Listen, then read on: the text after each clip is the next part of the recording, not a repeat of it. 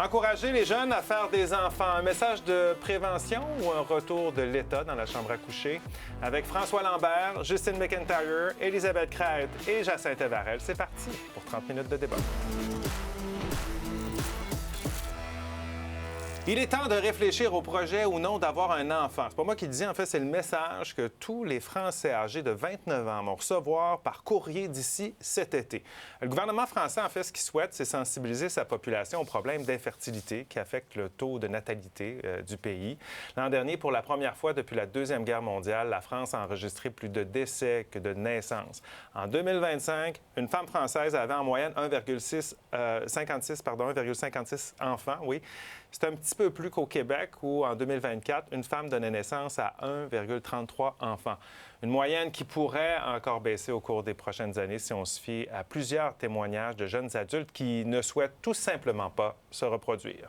Je pense que c'est un choix qui peut surprendre ou déplaire. Aujourd'hui, je trouve que le climat est très négatif. Ça paraît trop compliqué, je trouve. Pour moi, chacun a ses raisons et puis je respecte ça. Ma question, est-ce que le gouvernement devrait s'en mêler et faire des mesures pour inciter les gens à faire des bébés? Je vais justement à une conférence qui essaie de répondre à cette question. Bon, je vous le dis tout de suite, la réponse rapide, c'est non.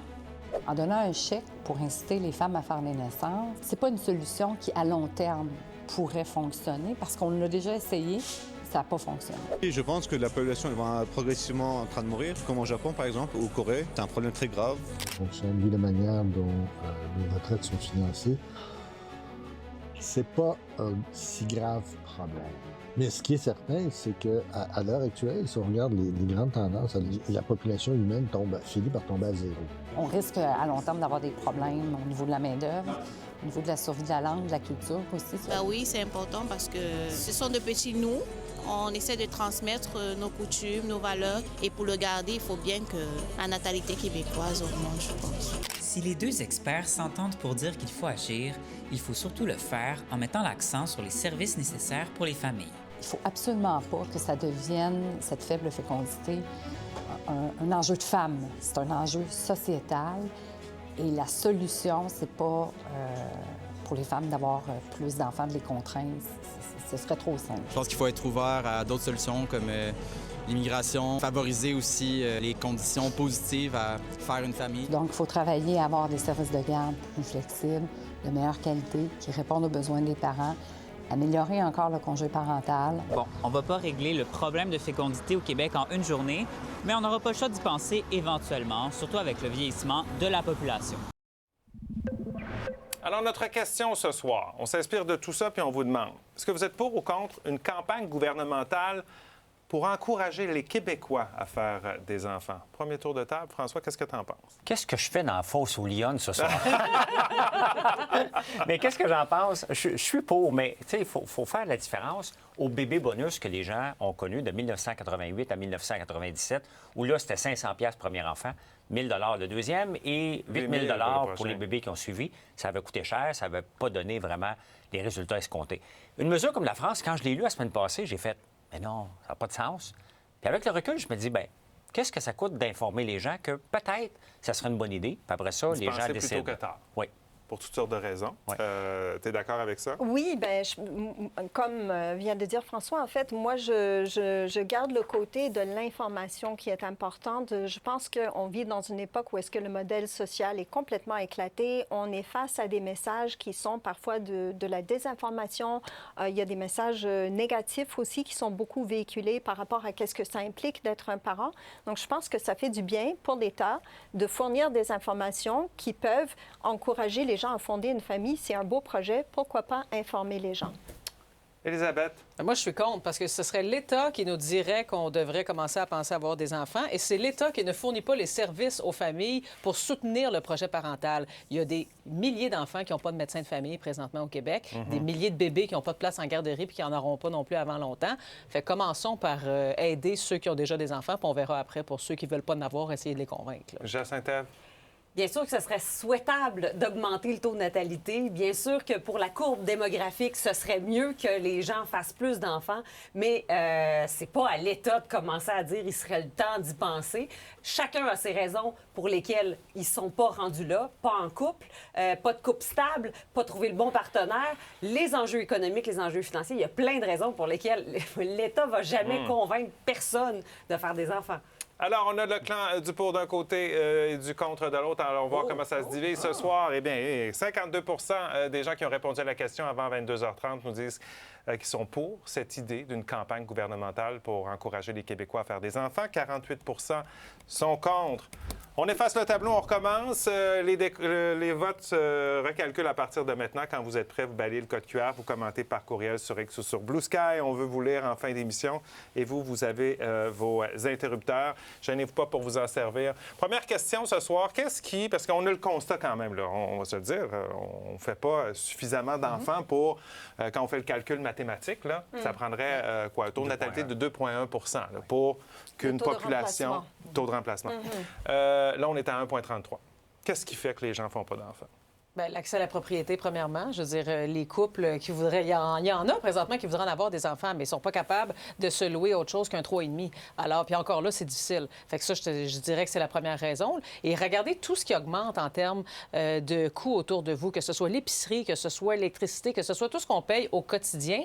Et là, puis les salaires ne suivent pas l'inflation. Alors, c'est sûr que les gens se disent, coudonc, j'ai-tu les moyens, moi, d'élever des enfants puis des amener jusqu'à 18 ans? Il y a la question de la natalité, puis il y a la question de la fertilité également. Parce que ce qu'on constate, c'est qu'il y en a qui font des enfants puis qui font et plus tard. Ce que nos parents disaient sur le tard. Oui. Un peu plus tard, dans la trentaine. C'est comme ça qu'on Et plus on se rapproche de 40 ans, plus les taux d'infertilité sont élevés. Est-ce que c'est le message qu'on a envoyé, c'est-à-dire de prioriser les carrières, entre autres, pour les femmes qui ont cet effet-là, tu penses, aujourd'hui? Tellement, oui. Je pense que depuis au moins une génération, on dit aux jeunes femmes de prioriser leur carrière, d'aller à l'université, de faire des études, tout ce qui est très positif. Et il faut le faire aussi, il faut avoir ce message, mais il n'y a pas eu le contrebalance de dire il y a quand même une réalité biologique qui s'installe et il faut au moins informer les jeunes femmes de cette réalité-là pour ne pas qu'une jeune femme pense que on peut repousser le projet en pensant avoir les mêmes résultats parce que des fois, on arrive et il est un peu trop tard. Et c'est un peu ce que j'en comprends, puis vous me corrigerez si vous n'êtes pas d'accord, là, mais c'est l'objectif de la France, c'est de dire ils ont fixé 29 ans, ils n'ont pas dit on va dire ça à 22 ans, à 29 ans parce qu'il faut rappeler qu'il y a une horloge, là. Il y a un tic-tac, puis si les gens ne veulent pas avoir d'enfants, c'est bien. S'ils veulent en avoir, bien, il faut y penser pas trop tard. T'es pas d'accord avec ça? Pas de bon sens, voyons donc. Mais pourquoi? Mais c'est l'information, Jacinthe. Mais tout le monde, je veux dire, on le sait, là, quand on a nos règles, on se fait informer à l'école, notre mère, je sais pas, mais on se fait éduquer sur comment ça fonctionne, les règles, la préménopause, la ménopause, notre cycle de fertilité. Vous l'avez à tous les mois, là, ce rappel-là. Les gens, les femmes ou les couples qui décident de ne pas faire d'enfants à 29, 30, 32, 34, c'est parce qu'ils ne sont pas rendus là, parce que on a parlé d'économie, mais il y a aussi la question de la culture du couple. Là. Les couples de nos jours ne durent pas longtemps. On sait aussi que la majorité des couples se défont. Donc, on sait que si on fait un enfant, on l'expose à éventuellement une séparation, les enjeux de garde partagée, les enjeux de pension alimentaire. Alors, les gens, on vit dans cette réalité-là. Alors, ça n'a rien à voir avec l'horloge biologique et de commencer à stresser les filles, les femmes, les jeunes femmes, de les stresser avec leur horloge biologique. Voyons donc. Moi, je veux pas des femmes qui font des enfants parce qu'ils sont anxieuses de peut-être pas être capables d'en avoir. Il y a les faits, là. Je veux dire, on peut pas faire des enfants à 60 ans, là. Fait qu'il y a une horloge. Mais après ça, de mettre une pression, c'est pas nécessaire. C'est ce que tu nous dis. Mais vous avez raison, mais le gouvernement a toujours mis des mesures en place pour stimuler la natalité. J'ai parlé du bébé bonus, c'en était un. Après ça, on le remplaçait par quoi? On parle de quoi, 1988? 88 à 97. Ouais. Après ça, ça n'a pas marché, ça a coûté trop cher. Fait qu'on dit, on va remplacer ça par les garderies à 5 Tu as raison, ça ne marche pas encore. Tu vas avoir un deuxième enfant. Il n'y a pas de place dans la garderie pour ton enfant, là. Moi, j'ai eu de la misère à en avoir. Mes enfants ont 25 ans. Il a mis ça en place. Après ça, on a mis le congé de maternité. On l'a étiré jusqu'à 1 an. Donc, le gouvernement a toujours mis des choses en place, mais ça ne marche pas. Non. Donc, d'envoyer maintenant un message informationnel comme la France, Ça marchera peut-être pas. Ça marchera pas, en effet. Mais je pense que c'est le rôle du gouvernement d'informer les gens, de dire, hey, peut-être que tu le sais pas, là, mais ton horloge biologique, elle va s'éteindre à un moment donné. Mais qu'est-ce qui vient avec ça, autre que le message? Parce que les campagnes comme ça, on en a vu plusieurs. Puis la France, c'est pas la première fois qu'elle fait une campagne comme ça, en passant. Là. Il y en a eu beaucoup en Europe et en Asie, entre autres, et ça n'a jamais donné de résultats. Les taux de fécondité partout dans le monde vont varier selon le contexte économique et social uniquement. Ce sont les seuls facteurs qui ont une réelle influence sur les taux de fécondité. Alors, qu'est-ce qui vient avec un message du gouvernement qui nous dit commencez à y penser? Êtes-vous en train de me dire que vous allez payer pour que je fasse congeler mes ovules, par exemple? Ah, ben là, c'est intéressant. Mais non, c'est pas ça. C'est pas ça, c'est dépêchez-vous parce que là, ça va finir bientôt, là, votre fertilité. OK, bien là, tu me payes-tu quelque chose? Tu m'aides-tu à garder ma fertilité? Ben non, on n'augmente absolument rien au niveau des services, mais on t'encourage à faire des enfants là. Bon, je vous ai entendu tout à l'heure, vous avez dit, on le sait, là. On le sait à tous les mois, là, qu'il y a une horloge aussi. Mais on va se mettre un peu de données là-dedans parce que c'est ce qui est intéressant dans ces débats-là également. À 30 ans, la fertilité commence à diminuer et à 35 ans, le rythme s'accélère. 85 de probabilité de tomber enceinte en un an avant 30 ans. 66 ça tombe à 66 en un an après 35 ans et à 44 de probabilité en un an après 40 ans. Donc, plus on vieillit, plus la probabilité diminue. Mais on voit de plus en plus de femmes qui ont 40, 42, 43 ans à avoir des enfants. Est-ce que ça, ce sera ma dernière question avant la pause, ça influence les jeunes à repousser le moment d'avoir un enfant? Moi, j'ai pas l'impression parce que souvent, ces femmes-là, ça vient avec des témoignages où ça a été extrêmement difficile de tomber enceinte aussi. C'est venu peut-être avec quelques fausses couches aussi, des deuils, des moments qui sont difficiles. Fait que c'est sûr que les femmes qui racontent ces histoires-là, il y en a des belles histoires, honnêtement, que ça a tout été parfait. Mais pour plusieurs femmes, ça vient avec des aspects très négatifs aussi. Là. Mais je pense qu'il faut faire attention parce que je pense que... Moi, j'ai vu beaucoup d'histoires passées de femmes qui racontent une histoire de façon très, très positive, de dire oui, c'est possible, vous pouvez attendre, regarde, c'est possible de tout avoir, la carrière, la famille, plus tard, vous pouvez attendre. Alors que ce message-là n'est pas contré dans l'espace public avec un message plus factuel basé sur les données que vous venez de donner. Bon. Pour ou contre une campagne gouvernementale pour encourager les Québécois à faire des enfants, on dit la France est en train de le faire. Est-ce qu'on devrait suivre l'exemple? C'est la question qu'on vous pose. Allez y répondre, commentez et on poursuit ça au retour.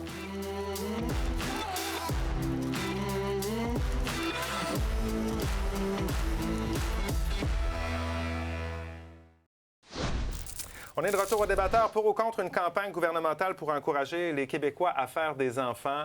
On vous la pose la question, allez y répondre. N'oubliez pas de commenter. Tout à l'heure, je vous ai demandé qu'est-ce qui pousse les jeunes à peut-être retarder l'idée d'avoir des enfants ou carrément de ne pas en vouloir. Moi, j'avais envie de te demander...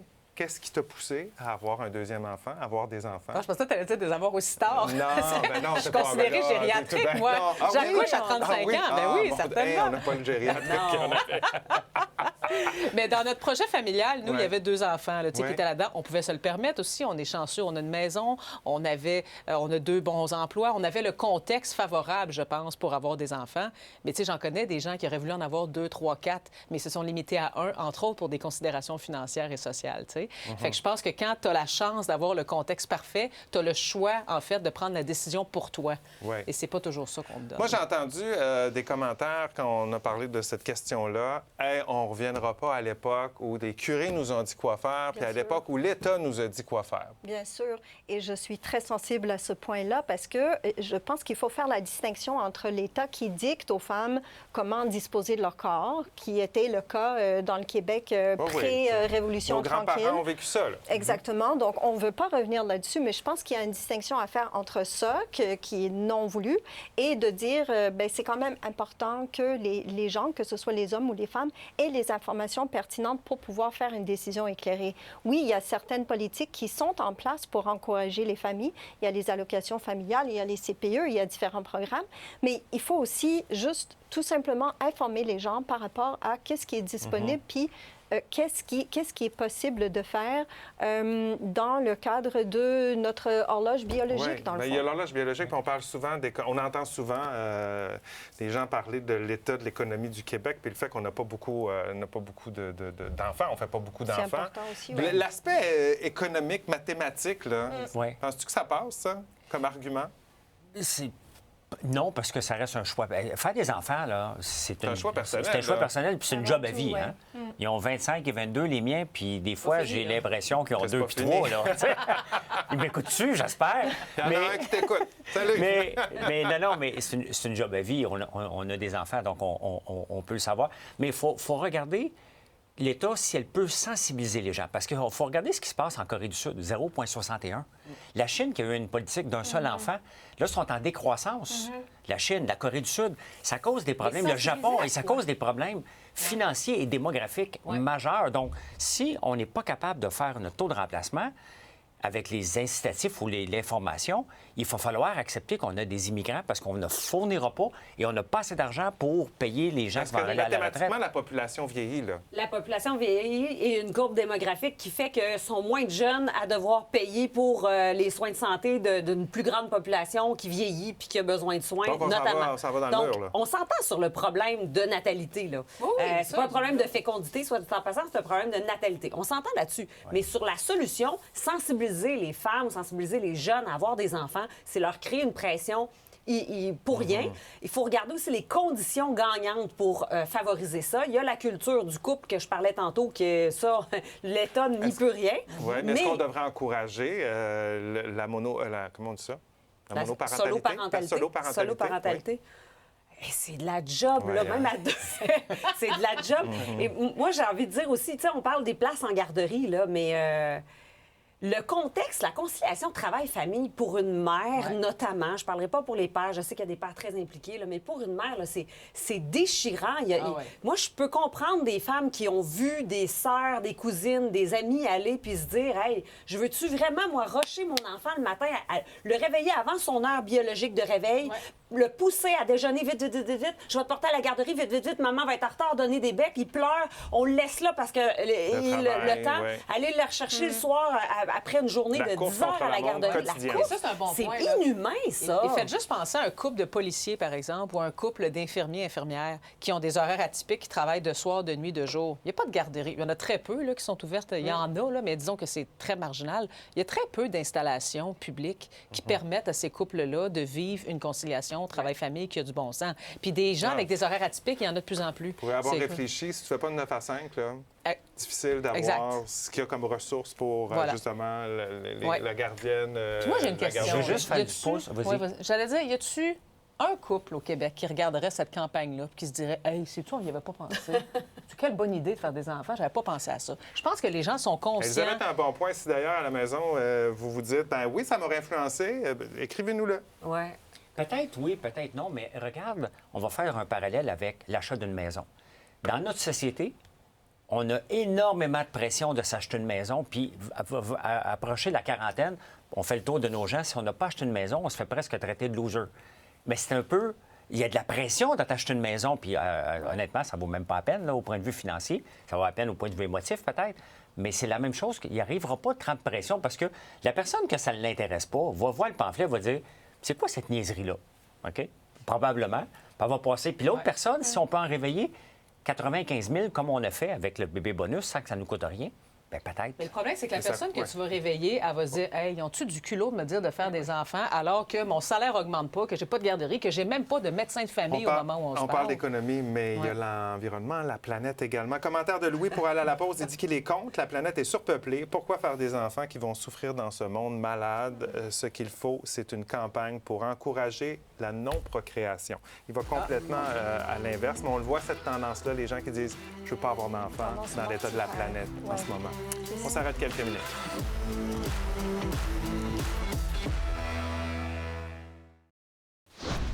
Alors, une campagne gouvernementale pour encourager les Québécois à faire des enfants, c'est oui ou non? Bien, pour Kate, c'est non. Non, c'est pour. Elle dit oui, je suis favorable au principe, mais pas à l'idée de faire campagne. Il faudrait juste recadrer le message autour de la maternité. Devenir mère n'empêche pas de s'émanciper. On a parlé pendant la pause, ça t'a fait sourire, ça, un peu. Pas évident. On s'émancipe comme mère, mais on s'émancipe moins sur le marché du travail. C'est mathématique. Ouais. Là. Alexandrine nous dit contre, c'est encore la femme qui va payer le prix. Pour un homme, c'est très facile de faire un enfant, mais ce n'est pas la même histoire pour une femme. Et Noémie nous dit contre, c'est un choix personnel. À la place, il faudrait davantage aider les familles qui ont déjà des enfants ou les parents qui passent par des traitements de fertilité. Alors, vous entendez tous autour de la table sur l'importance d'augmenter la natalité, mais si on n'y va pas avec des campagnes comme celle-là, on fait quoi? On fait quoi pour s'assurer que la population continue? Le fait d'avoir des enfants ne soit pas vu comme un fardeau. Déjà, la plupart, tout le monde qui nous écoute en ce moment, là, qui ont eu des enfants, il n'y a pas de place en garderie. Il n'y en avait pas en l'an 2000 quand mes enfants sont nés. Il n'y en a pas encore aujourd'hui, puis ça ne sera jamais réglé. C'est pas normal parce que c'est un stress. C'est un stress. Alors déjà ça, s'assurer qu'il y a de la place en garderie ça, en partant, pour c'est tous les le enfants. plus grand stress que moi j'avais en l'an 2000. Je vais l'envoyer où à garderie? Oui. Est-ce qu'on l'a encore en 2026? On l'a encore, ça, oui, absolument. Puis moi, si c'est juste un message de dire votre fertilité est en train de diminuer, faites des enfants, je trouve ça paternaliste et moralisateur au bout. Par contre, si on fait le calcul, combien on paye en traitement de fertilité présentement, parce qu'effectivement, les gens ont les enfants plus tard, est-ce que ça pourrait pas être un message qui dit hey, les femmes entre tel âge et tel âge, pour la prochaine année, si vous voulez faire congeler vos ovules, on vous paye 50 de la procédure, par exemple. Comme ça, si votre projet familial arrive dans 5-10 ans, bien, vous aurez une façon d'y accéder peut-être plus facilement. Là, je n'irais pas ça.